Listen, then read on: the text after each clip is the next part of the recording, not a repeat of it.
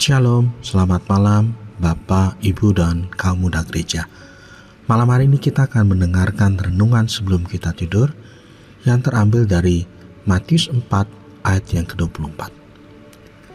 Jawab Yesus kepada mereka, "Waspadalah, supaya jangan ada orang menyesatkan kamu."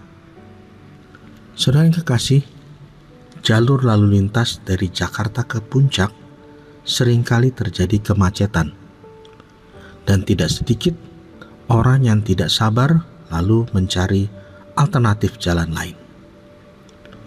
Di lokasi kemacetan biasanya ada tawaran dari petugas-petugas tidak resmi yang mencoba membantu, namun juga dengan imbalan, dan mereka memberikan petunjuk arah yang tidak lengkap dan detail. Akibatnya ada pengendara yang tersesat. Butuh waktu yang lama dan menegangkan karena jalan yang sempit dan tidak rata. Belum lagi kalau di sore hari kadang ada kabut turun yang akan menyulitkan pengendara dalam berkendara. Mendapatkan informasi yang tidak lengkap dari orang-orang yang mementingkan uang akhirnya membuat pengemudi tersesat. Sebenarnya para pengemudi itu tahu jalan ke puncak. Namun karena ketidaksabaran atau malas menghadapi kemacetan yang menjengkelkan, akhirnya mereka menerima alternatif jalan dari orang-orang yang tidak bertanggung jawab. Pengemudi tidak waspada karena berpikir jalan pintas yang akan menghemat waktu dan tenaga sehingga bisa sampai lebih cepat di tempat tujuan. Saudara yang kekasih, itulah sebenarnya gambaran yang Tuhan Yesus sampaikan. Ketika orang tahu jalan kebenaran Tuhan, namun membiarkan tawaran orang mempengaruhi untuk ambil jalan lain yang kelihatannya lebih enak untuk sampai tujuan. Dan yang menawarkan jalan yang sesat ini kelihatannya tujuannya baik, tetapi bisa menjerumuskan. Tuhan tahu bahwa manusia kadang mudah dipengaruhi, apalagi kalau yang mengajak orangnya baik dan rasanya tidak enak kalau tidak mengikutinya.